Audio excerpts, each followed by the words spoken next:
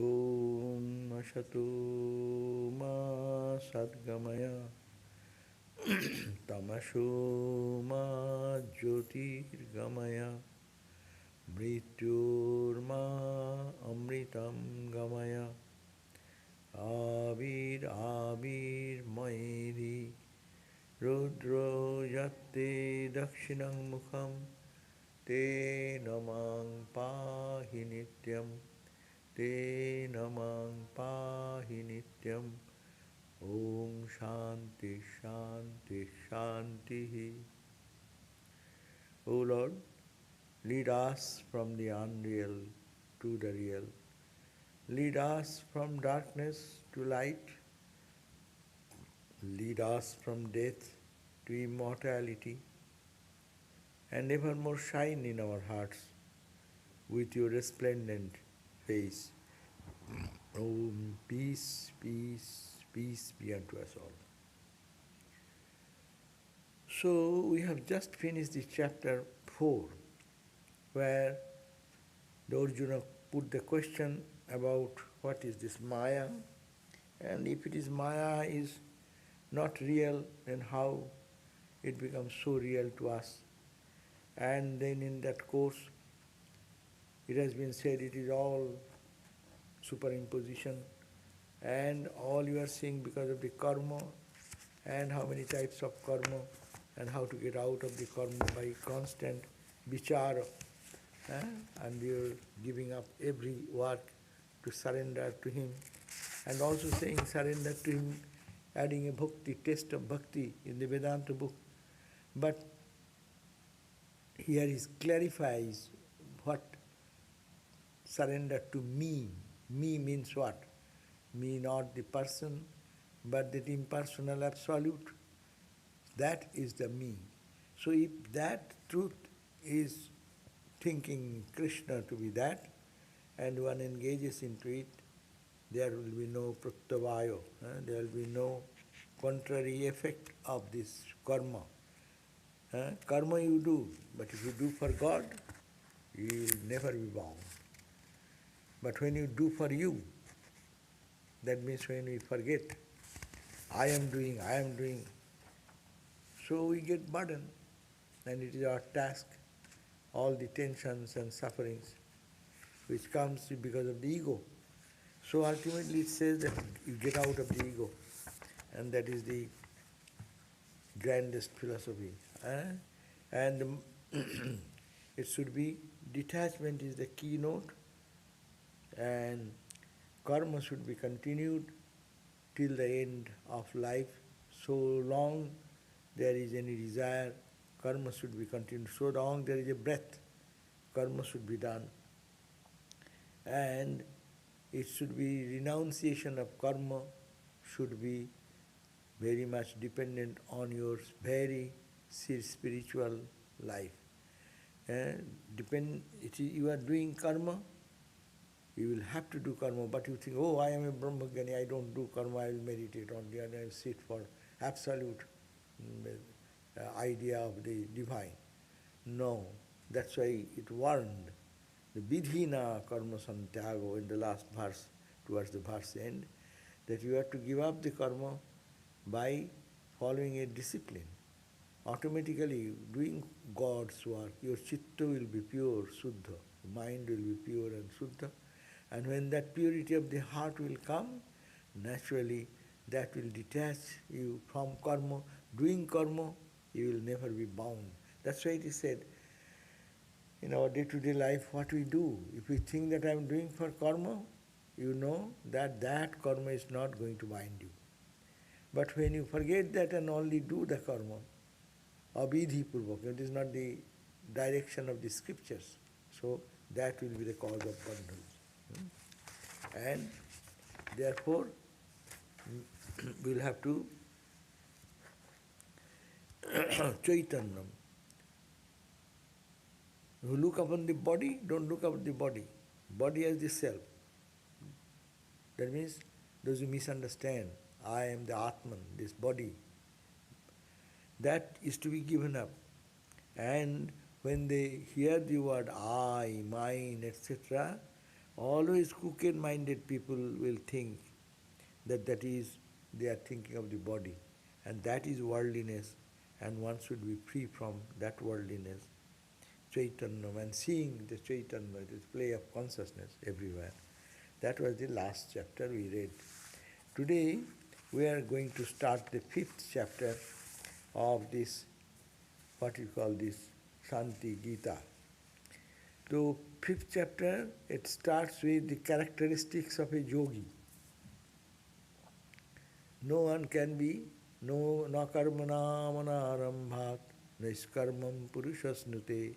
In the Gita, Bhagavad Gita, it says, na karmanam anarambha, without starting the karma, no one can be a yogi.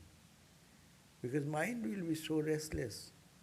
It is very difficult to stop the restlessness of the mind unless you engage yourself in good karma, noble karma, karma for God.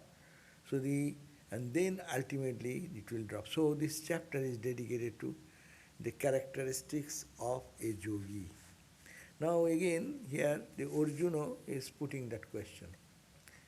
Again, and Kṛṣṇa will be responding, Bhagavan will be responding as is given in the Bhagavad Gita, so is in the Shanti Gita. So Arjuna said, Arjuna uvāca, Arjuna said, Arjuna uvāca, Arjuna uvāca, kiṃ kartavyaṃ vidaṃ kṛṣṇa, kiṃ kartavyaṃ vidaṃ kṛṣṇa, kiṃ niṣedhaṃ vadasva me, kiṃ niṣedhaṃ vadasva me, viśeṣa-lakṣaṇaṃ teṣāṃ, viśeṣa-lakṣaṇaṃ tenam,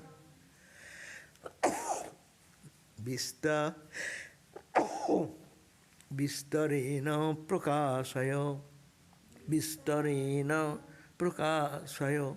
Again, kiṃ kartavyaṃ vidaṃ kṛṣṇa, kiṃ kartavyaṃ vidaṃ kṛṣṇa, kiṃ niṣedhaṃ vadasva me, kiṃ niṣedhaṃ vadasva me, viśeṣa-lakṣaṇaṃ teṣāṃ, viśeṣa-lakṣaṇaṃ teṣāṃ, vistareṇa prakāśaya, vistareṇa prakāśaya. So, what it says, Arjuna said, question, kiṃ kartavyaṃ? What is the kartavya? Kartavya means duty. What is the duty or responsibility of vidaṃ? Vidaṃ means those who have realized God, those who have the wisdom developed. We are doing karma, we know. Our kartavya is there. Kartavya means duty. We are all duty bound. Everyone has a duty. In phase of life, in our stage of life, a teacher has a duty. A mother has a duty, a police has a duty, doctor has a duty, nurse has a duty, a pilot has a duty. An engineer is there, he has his duty. So in every position of life there is duty. He has his duty for his family. Even unemployed is thinking of how to feed my children, how to take care of my family, how to give them education. So that is their duty. Only the children like that who doesn't have that ego. So the duty does not come to a person who has no ego. Only we are ego. We have ego. That's why so long we have our duty. But vidaṃ means those who have realized soul. What is their duty? That's why you will hear that there is no duty for people of wisdom. God realized people, they will have no duty. They can yatescha samacharit. In the Viveka Chudamani, there are that yogi, this type of yogi who have attained the realization of the highest. For them, or God realization, they have no duty. But otherwise everyone has duty. You cannot get out. So kiṃ kartavyaṃ vidaṃ kṛṣṇa, kiṃ niṣedhaṃ. what is forbidden, or forbidden karma or duty of whom? Of the knower of truth. Vidāṃ is the question. Those who have realized soul, what is their duty and what is their prohibition, that they cannot do that. We as a human being, we have our duty and something we should do, something we should not do. And please tell me, viśeṣa-lakṣaṇaṃ, special signs. If a person of wisdom we find, what sign I will see? What is this? From outside, how can I judge he is a knower of truth? Is there any sign that some horn grows? Holy Mother said, a God-realized person means what? To horn will grow. I will understand, oh, his horn is growing, he is a realized soul. No. It is a wisdom and knowledge will flow, and there will be. So, what are the special signs of these knower of truth? Vistareṇa prakāśaya. Prakāśaya means tell me, express to me, manifest to me, unfold to me the secrets in detail. Vistareṇa means much detail. Just tell me in detail what should be that. So this question is first question, and that starts this chapter, 5th chapter. So the question ultimately comes to, O kṛṣṇa, please tell me the duties of the knowers of truth and what is forbidden for them. As we always think that is my duty and it is not to be done. Monk has a duty. A brahmachari has a duty. Brahmacharini has a duty. Sannyasini, everyone have their duties. So long they have their ego sense. And the whole world is running by that. You see, even the birds in the sea, when they give their small babies come, their duty, see how they beautifully may nurture the babies, take care of them, feed them, nurture them, protect them. No? That's the duty. So, and what is the duty of a knower of truth? And what is forbidden for them? Reveal unto me elaborately their special signs. How I see a person and know that he has attained freedom. So, in Vaishnava literature, it talks differently. He says that it is very easy to understand a spiritual person. What is that? If you are very close to a spiritual person, your mind will be uplifted. Your mind, unconsciously, you see that your mind is thinking higher thoughts. You're looking at that person, you will remember God. It's called jahare herile, by looking at whom, by beholding whom. Hriday, in your heart. Śubhe kṛṣṇa nāṃ, the Lord's name starts floating in your heart. Tahare janiyo, know that person to be Vaishnava Pradhan. He is great among the lovers of God. Vishnu Bhaktas, they are great people. So that's a bhakti school says.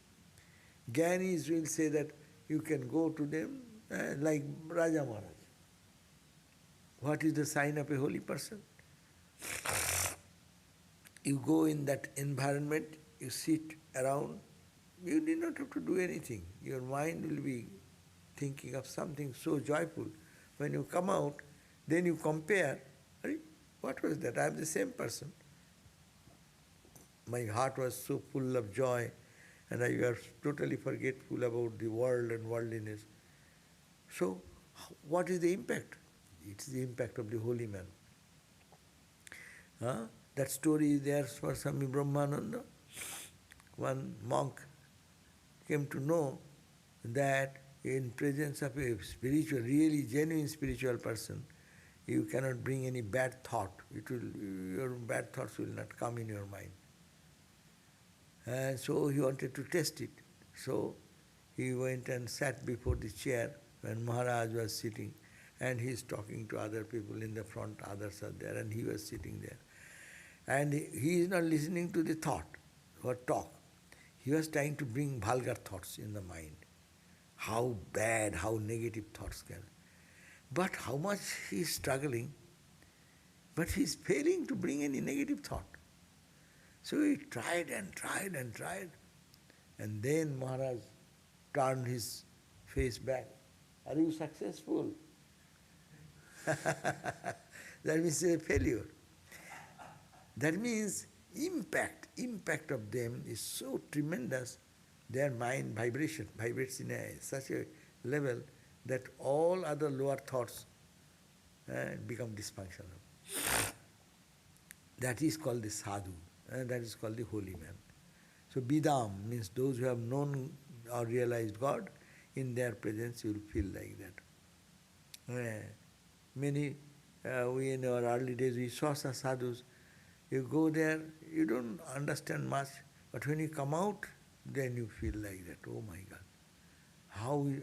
Where from the joy came, where so much cheerfulness came from inside, because his cheerfulness is coming into the heart of others, as is our cheerfulness. Our negative thinking affects the other people. That's why don't go to the bad association, they say. Why? They may be outside looking very nice people, but if their mind is full of clumsy thoughts and ideas, that will affect our mind. Because we are not that strong, it will impact our mind. And those who are very rigid and strong and firm, rather they will create an impact on the others. So that's the vidāṃ jana, means the knower of truth. So this is the question. Please tell me, what are the duties of a knower of truth and what is the forbidden things for them. And second point, reveal unto me elaborately what are the signs, how they look. Gita, second chapter, Sthita prajñā, the knower of truth, how he speaks, how he eats, how he sits, how he walks, no? That is the entire second chapter we read. So here also same. Yes, what is the question? You have any question, please keep this question so that we can finish little early. If no question, then we will continue. Okay? For all of you who are online. I was thinking that is the person's aspirant mind also has to be tuned in that level. No, that's true. For ordinary people, it should be tuned. But if you go to such powerful people, as I was talking about Brahmananda Swami, you go to Ramakrishna-like people. Ramakrishna-like people, that's what I was thinking, that those people who went with their friends. Ramakrishna did not want to impact. They didn't stay there. Within 2 minutes, they are trying to get out. So what you will do? You have to get in. Here is a fan. So you have to come and sit under the fan. Fan is here, I am sitting there. Oh, I don't get any impact. No, you have to sit there for some time. So I think that is the reason. They came, but they didn't have at all the good luck of being in that holy association for some time. Within 2 minutes they are restless, as like a fish basket. Ramakrishna's story. They like the fish smell, bad smell.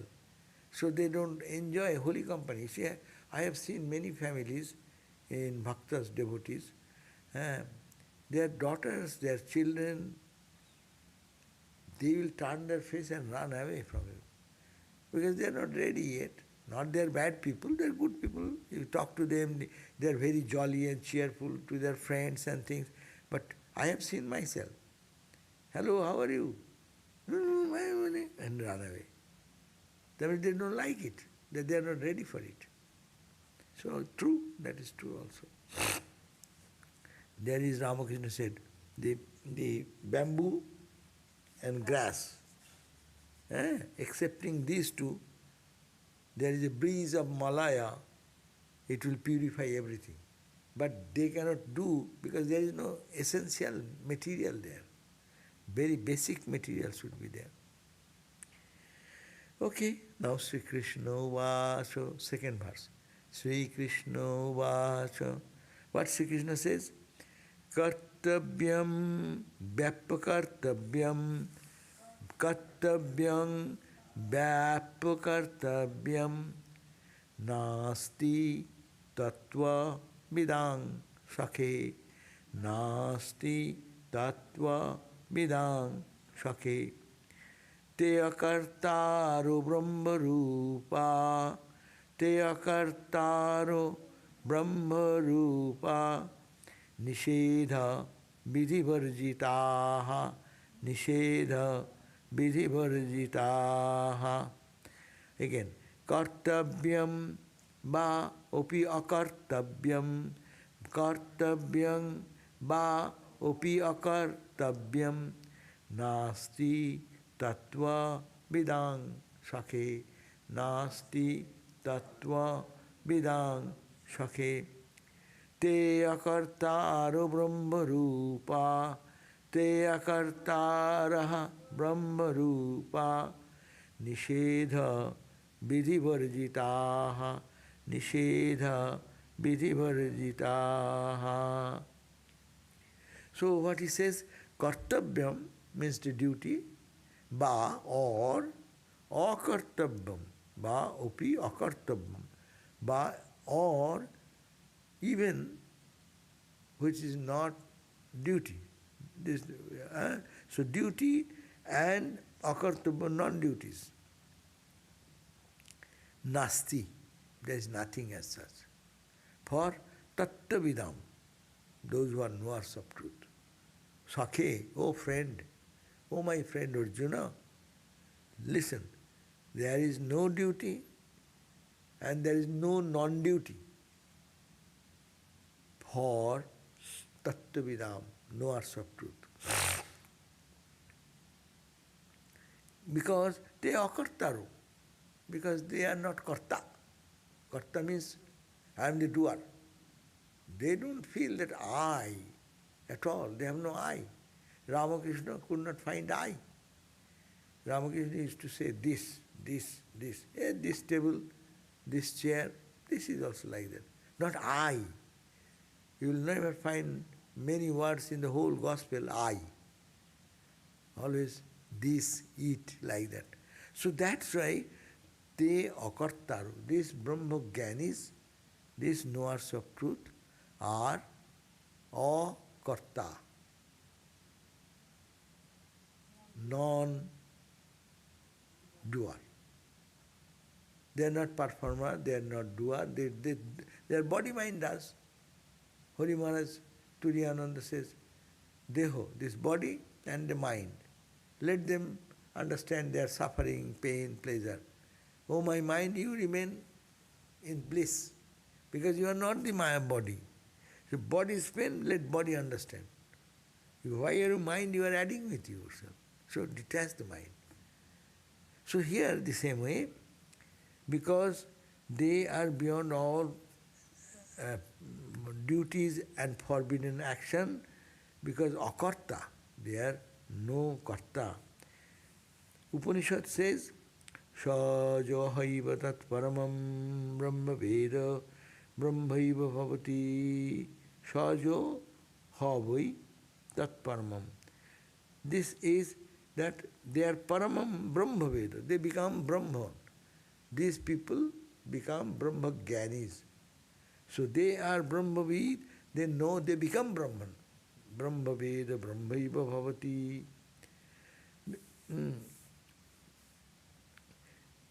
Depending on the quality of the students, adhikari, competency of the student, this karta, karma is all mentioned.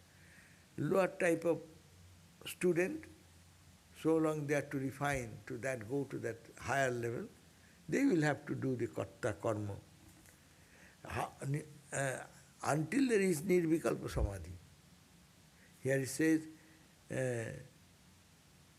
अज्ञात तत्व साधक दिगे निमित्त विधि निषेध युक्त काम कर्म ite nirvikalpa samadhi poryanto, all this karma, that is keval brahma sakshatkar tattva gyan labha.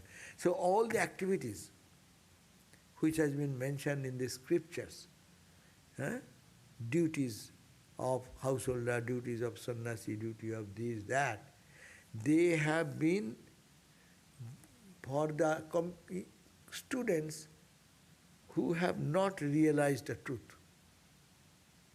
It is not for them. Like we, the ignorant people, for us all duties. But who, till you reach nirvikalpa?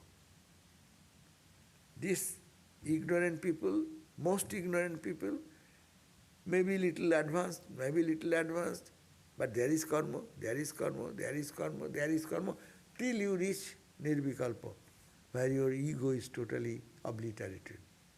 So that should be the idea, that nirvikalpa, up to nirvikalpa samadhi, which has been mentioned in the Vedas, they are only purposes to make us ready to attain to the highest wisdom of Brahman. These are all preparation. Brahmachari, grihastha means householder, retired, vanaprastha, sannyasi, monk, this, all these categories of people, because of their ignorance in that situation, therefore their sadhana, their spiritual practice is also different. Brahmachari's duty is one, grihastha duty is another, sannyasi's duty is another. Retired life people, they have their duties different, no? So that's why in the Sukha stock, there is a book.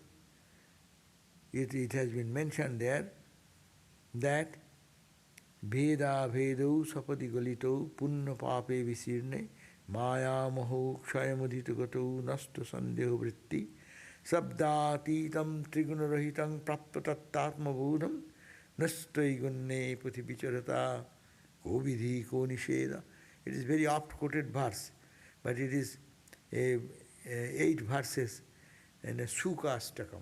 There is a book which is talks about the Sukha. He's talking, giving teachings of 8 teachings of Sukha. Sukha is a bird. So he says, Vedo, Aved, Veda, Vedu, Sapati Golido. If the differentiation and non-differentiation idea melts away, Punno, Pape, Visirne, when auspicious and inauspiciousness goes away, dries out from the heart, Maya and Moho, this Maya and the Moho delusion, Kshayaṃ, being destroyed, being wiped out. Odigotu nasta sandeho vritti. When your doubt of the mind goes away. Sabdatitam, then that truth which is beyond all sound. Triguna-rahitam, where there is no play of sattva, rajasa, tamas. Prapyo, attaining that. Tattva-bodham, attaining that knowledge of the Atman. Nistrai-gunne puthi, that person who is walking in the path where there is no 3 gunas. What type of ko-vidhi, what is do's and don'ts for that person? That means there is no do's and don'ts. It's a beautiful verse mentioned in the Sukha Astakam.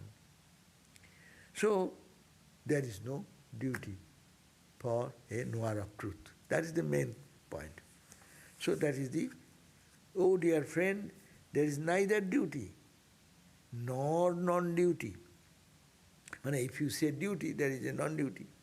But when a man is samadhi, what is duty? He has nobody in the idea, Thakur Ramakrishna in the samadhi state. What is the duty for him? He has no duty. What he did out of compassion for the whole world, that is no duty.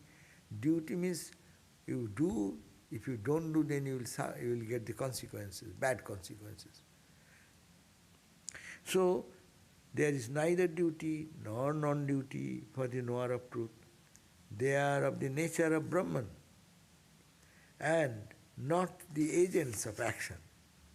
They are of the nature of Brahman. These people who are knower of truth, they become Brahman. They are of the nature of Brahman. Tattva-vidāṃ. Brahma-rūpāḥ, they are like Brahman. Brahma, if you know Brahma, you become Brahma. That's why these knower of truth, they are like Brahman. And not agents, means not I. There's no ego in them. They are bereft of prohibition and regulation of the Vedas and scriptures. That means scripture may have given some injunction, everyone will have to follow, but they are not bound anyway under this rule of do's and don'ts. Now the third verse.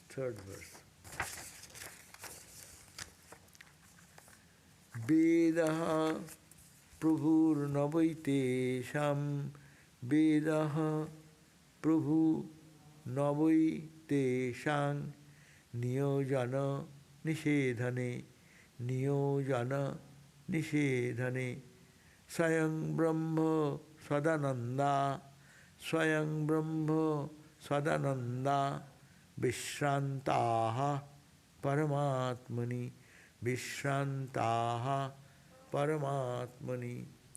Veda prabhur-na teṣāṃ. Veda, we say Veda dictates us all. But they cannot dictate this type of people. Then Vedas have no jurisdiction there. So Veda, prabhur-na. Veda is not the Lord there. For us, Veda is the Lord. Rules, you do, you don't do. Right? You have to control this, you have to check your senses control, mind control, detachment, shama, dhamma, titiksha, uparati, all these principles. These are the Vedic injunction on us. But to knower of truth, no injunction for them. That's why Veda prabhur-na teṣāṃ. In regard to what? Niyojana, being engaged in something, and niṣedhane. No, you cannot connect yourself with this type of thing. Neither you can add or detach. So these regulations are not for them. Svayaṃ brahma sadānandā. For them, whom? Them means who? Who are svayaṃ brahma. They have almost themselves become Brahman. Sadānandā. They are always floating in the bliss of infinite joy. Viśrāntāḥ. They are resting in that paramātmani, in the supreme Atman. They are resting in that supreme Atman. So Vedas have no control. Vedas do not control them, neither engaging them in, nor prohibiting them from actions. Actions, that means simple thing. For Brahma-gyanis there is no karma. If he does, his will. If he does not do, that's also his will. He is not bound by any rules. That means he is beyond all rules, all prohibitions, all engagement.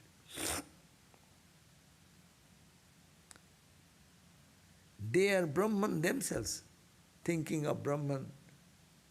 They have become Brahman already. Reposing in the Supreme Self, they are resting in that Supreme Self and always remaining blissful. So why they do karma? Main purpose of karma is what? To get something. Na? Karma we do to have something. But what karma? If he is who is fulfilled by himself, why karma he will do? You go to shopping because you need something. If there is no need, why will you go? Everyone, you take a shower because you feel that you need cleaning yourself. If there is no need of cleaning, why will you go to take a shower?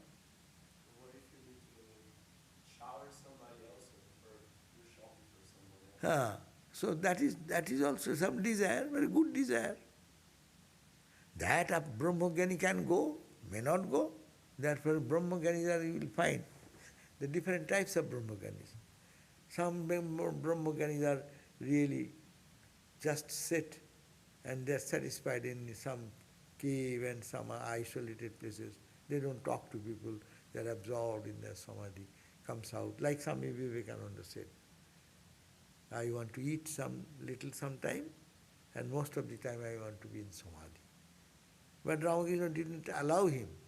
So another type of Brahma-gyanis, Swami Sridharananda, Swami when he came, he gave this example, that in a village, suppose, a group of people, and village people are very simple, they honor the sadhus when coming with the Gerua or Jogi.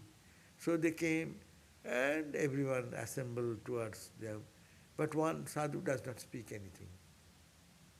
He is a holy man, but he does not communicate, he does not like to talk, he is withdrawn totally.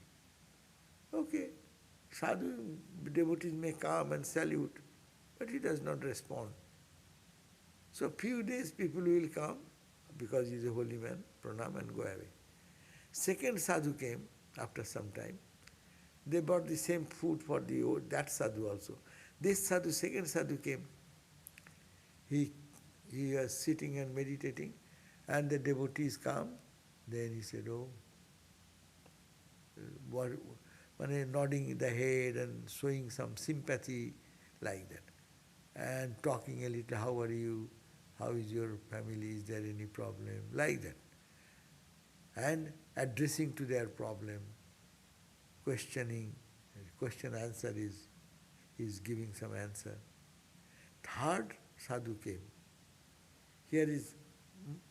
Third sadhu came, he not only inquires, and he sees that you are in trouble. He goes out of the way to your home and helps them with whatever necessary. Even you need to go to doctor and this and that, he goes and helps them, gives them advice. Someone is died or is sick, he goes and prays for them.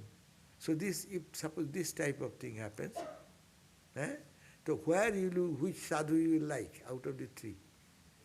The last one. So Ramakrishna Mission is trained to do like that. People, many Vedantas study, sometimes make them selfish. Some people say, they are suffering. They are suffering because they are bad karma. Maya. Maya, it is okay, don't do anything. Or second grade will say, there's a karma. Okay, let them suffer their karma. Okay.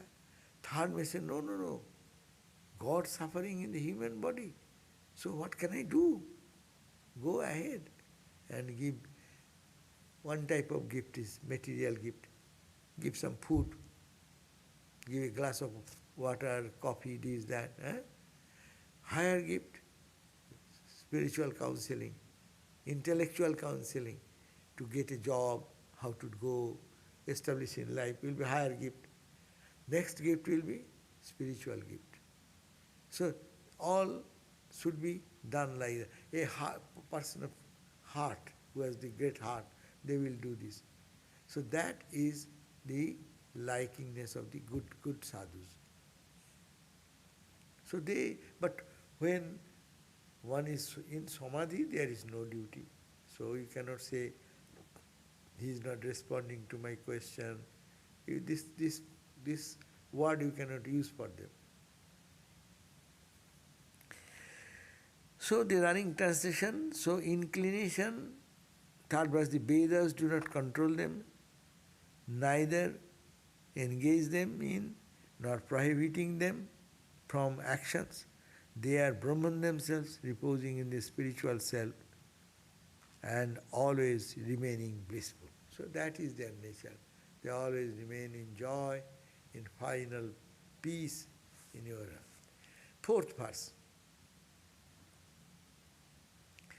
Na pravṛttir nivṛttir va, na pravṛttir nivṛttir va, śubhe va, aśubhe tathā, śubhe va, aśubhe tathā, phalam bhogas tathā karma, phalang bhogaha tathā karma na adehasya bhavet kacit na adehasya bhavet kacit.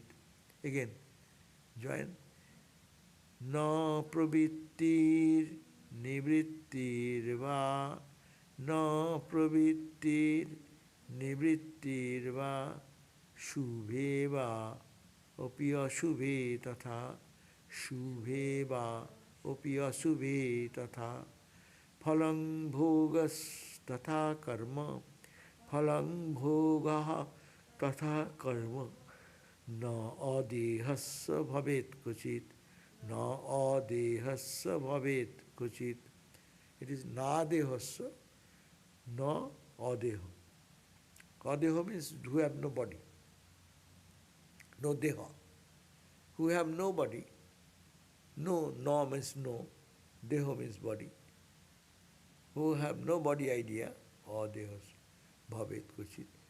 Phala bhoga. There will be no enjoyment of the actions of their karma. Karma's actions will be meaningless to a person who has no idea, I am the body. Yes, even when we go to a doctor and the doctors give us some anesthesia and does so many things, my identification with the body goes. I don't think that I am the body then. See? All the things go to the body. They did tremendous operation, maybe cutting and chipping and this and that, 5 hours, 6 hours. Some operation goes for even 7, 8, 9, 10 hours, So, so many things are going on, but what about the patient? He is not in pain. How it happens? Because adeha. He is not thinking I am the body.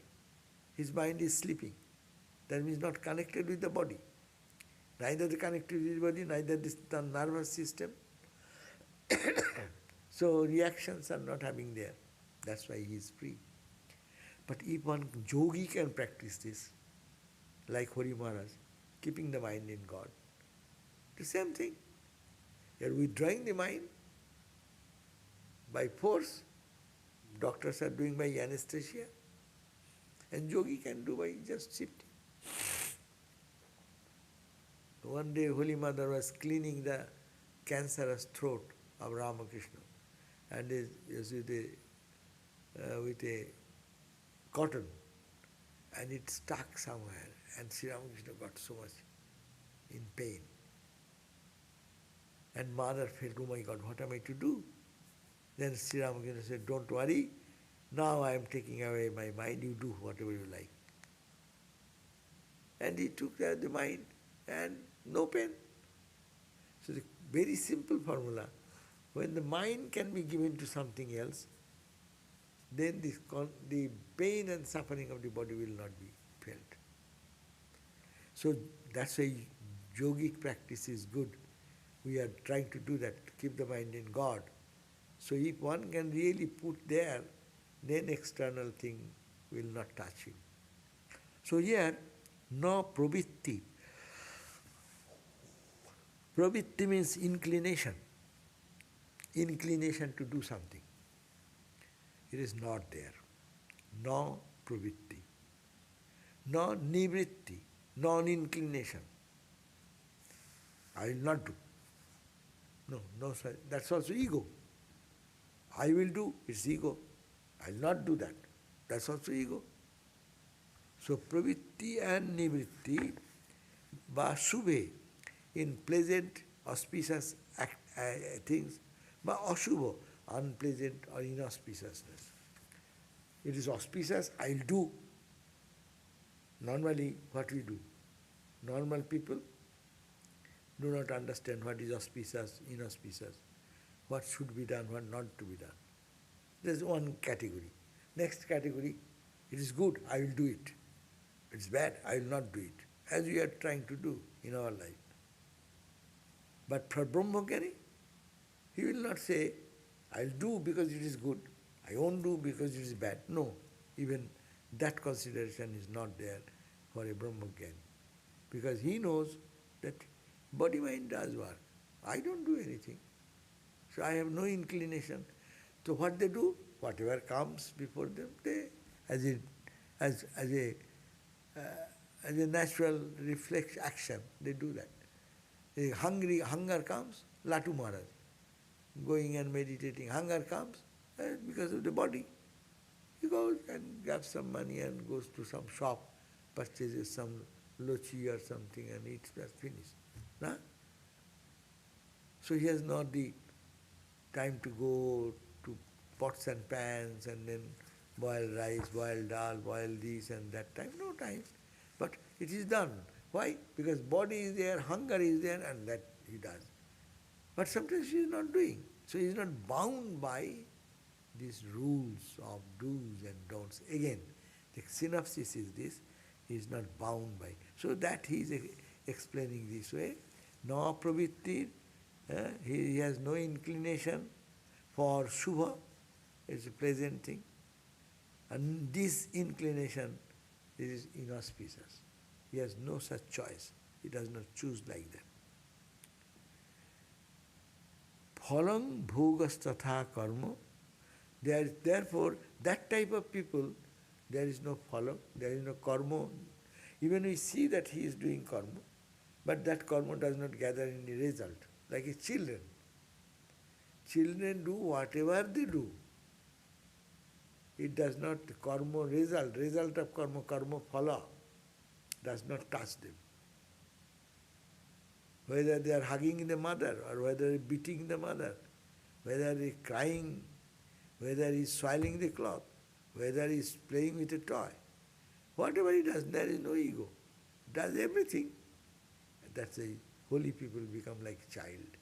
But the child who put that, Sri-Ramakrishna story that the sage was put in that kind of for death.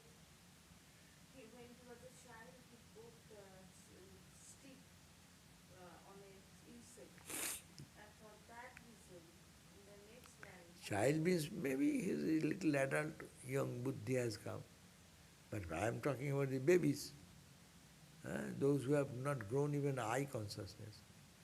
That is the point.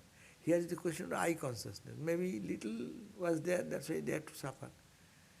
Everyone, we are all innocent, like God, when we are babies.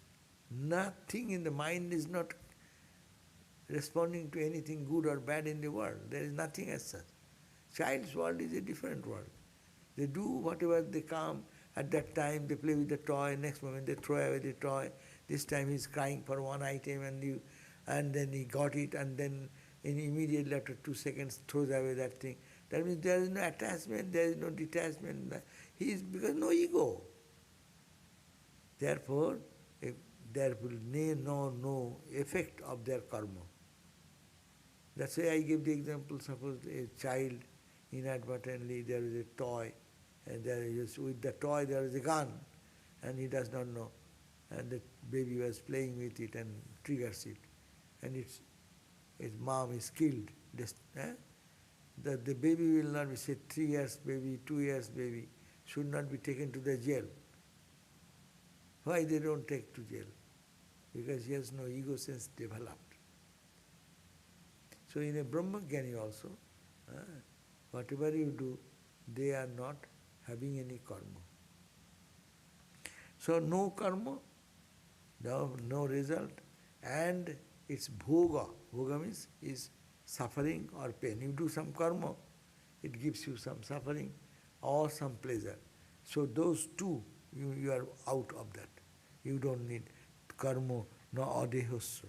Those who have no body identity, they have not. So the running meaning of the 4, inclination towards the pleasant, as well as the abstinence from the unpleasant, do not exist for one who is beyond body consciousness. Thus, there will never be action, results of actions, and enjoyment for them. Enjoyment or suffering also. Any karma, good and bad, they are not affected by anything. Okay, so we have any question? One question, okay.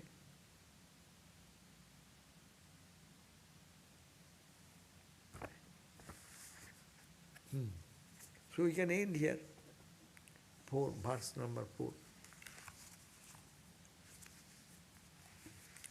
Om Shanti, Shanti, Shanti, Harihi Om Tatsat, Sri Ram Krishna Arpanam Astu.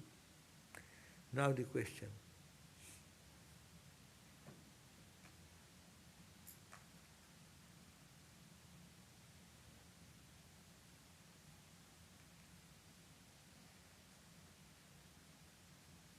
Can an enlightened person do harm to others? That's why you are reading. No, they do not do harm. They may appear to be doing harm sometimes. We hear in the can an enlightened person do harm to others? This is the question. Response will be that no, they do not do harm to anyone. Because there is no ego, there is no motive. But sometimes it appears that there is a sage who is called Durvāca. He was an angry guy. Wherever he goes, he becomes angry and curses you. And then you will have to suffer. So everyone is to avoid him. But you know what they do, even through their anger, because there is no ego, that is to wipe out our karma. That curse has taken away my chunk of karma. So little suffering to take away our chunk of bad karmas. So normally it is, if he is a realized soul, no harm can happen. Ultimately, in the spiritual sense, they rather take away our karma by that way. In the Yoga Vasishta we have read that a spiritual person, like who are enlightened gurus, if they scold, they take away your karma. So it is by them there cannot be any harm, because they are not like ordinary people motivated for some purpose. There is no purpose excepting they want that we should be liberated from bondage. So that is the Guru's grace, and that is the grace of the holy people. So there is actually, even if they do something, that is all for the good of us. Sri Ramakrishna, sometimes scolding someone, sometimes sweetly saying something. Whatever they do, that is only good. Only good means maybe materially we don't feel that good. What is good we say? I wanted one thing. If I get it, I say God is very gracious, no? And if I don't get, then I say it is bad. But God is not like that. What is good you are thinking, that is not good. Ultimate good, what is spiritually uplifting, what is spiritually benefiting, that should be taken into account. But isn't it true that everything is done by God only? Holy people or unholy people does not matter. Everything will be good. Will be good? No. That is a different thing. But when you get to a holy people, it's a good fortune. You have getting a special discount. Sometimes special sale. The holy people are like that. When they do something, there is extra special grace. The same tag, the tag was $100, you may be charged $10. That's why he said that pravṛttir karma, you have to prick. There will be a big damage, like a pin prick. You can feel the suffering of a pin prick. So that is the grace of God. That's why it's called holy company. To have holy company is really a blessing. Because they don't think of any negative thing to happen. Vasudhaiva kutumbakam. They are the friend to the whole world. Now, this is done. So any other question?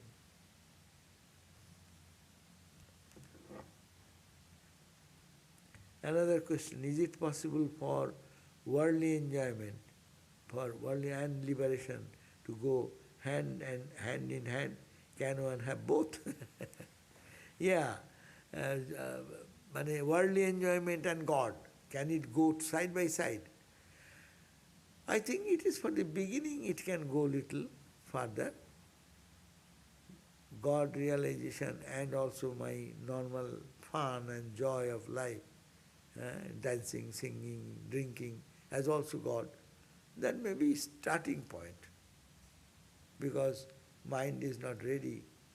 But when the mind, following the path of spirituality, finds greater joy, then automatically the other worldly fun, the idea of getting fun from world, this idea will drop. Because you are getting better joy here. If one gets a higher job offer, why you will go to the lower job?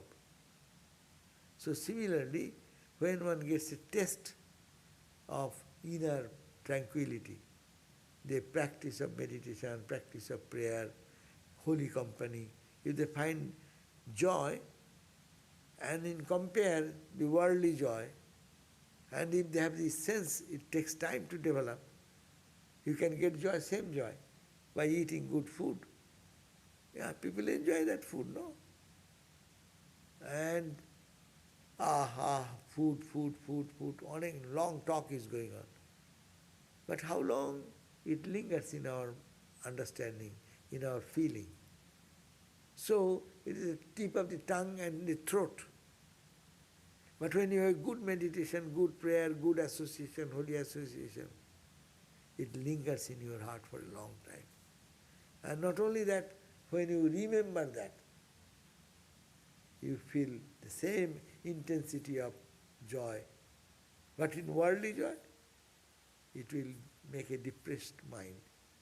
Oh, I ate such good food, and today we cannot eat it. What if you had a spiritual, feeling then in the past, but then you didn't have that feeling again? Does that also can depress you? And depressed, that is a good depression. That is good. That is also one type of depression. Arjuna was depressed, and today also how many thousands and thousands of people are depressed. Because Arjuna has a good fortune to go to Kṛṣṇa with depression. And that depression was raised into illumination. But ordinary people, when they get, I am not getting meditation, my mind is not settling, don't say that. Do more practice. You got a glimpse one time, one day. If your meditation was good, you felt a joy one day, you got the test. So rather than depression, go on continuously doing. That's called three things are necessary, Swami Vivekananda said. Perseverance, patience, perseverance, and purity. So these are cardinal points. So we will have to hold on to purity, to patience, and perseverance. Depression is no scope. We should not bring depression there.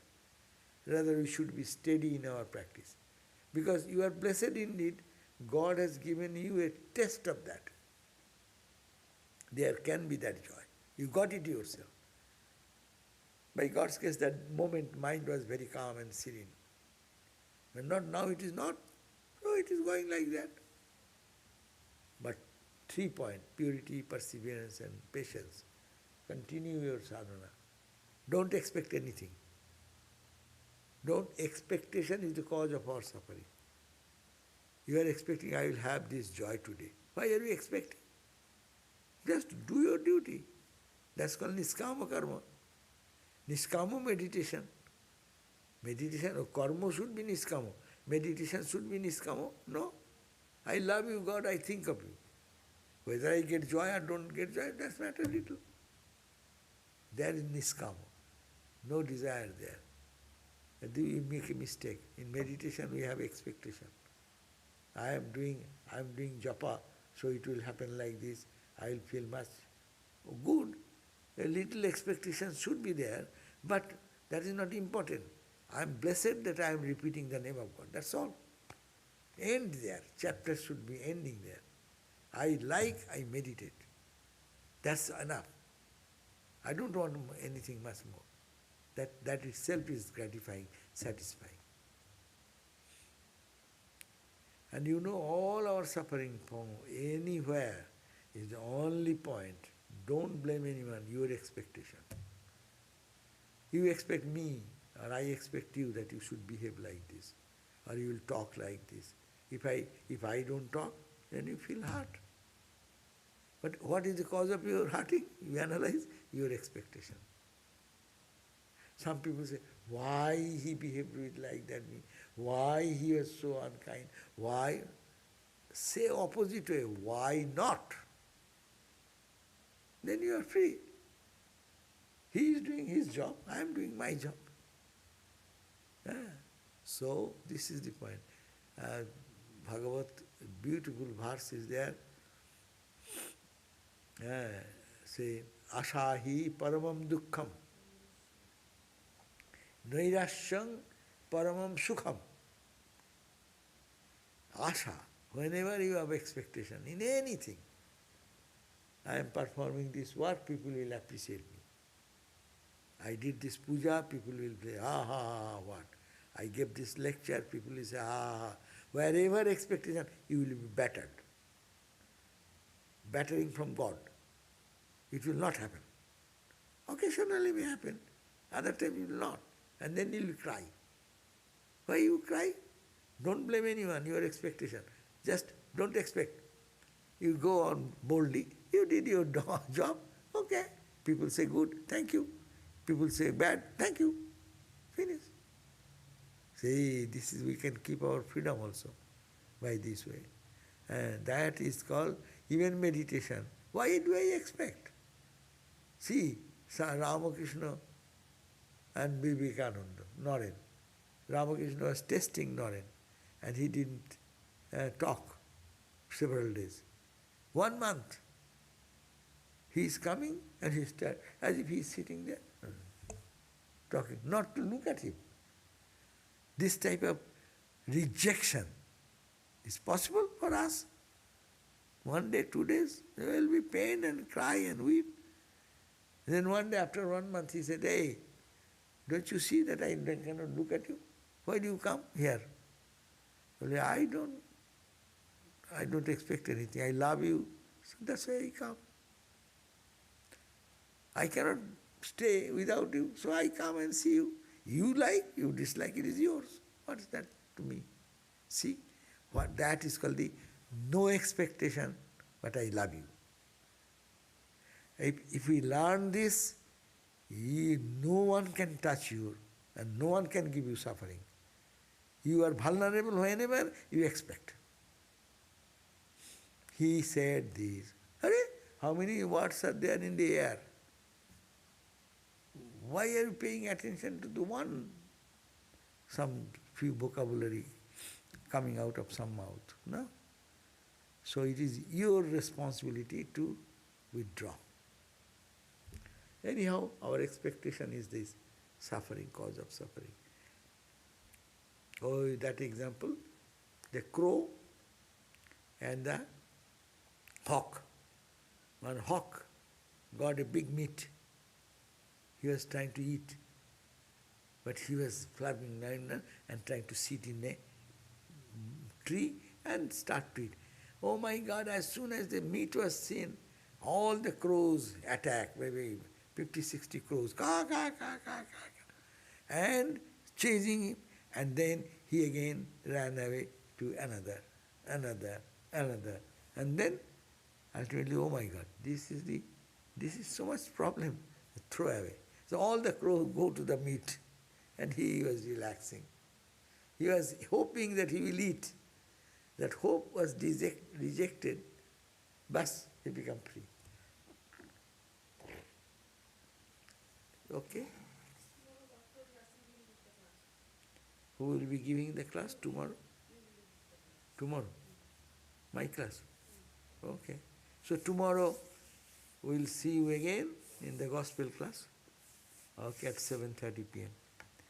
Thank you. Mother bless you. Om Shanti, Shanti, Shanti.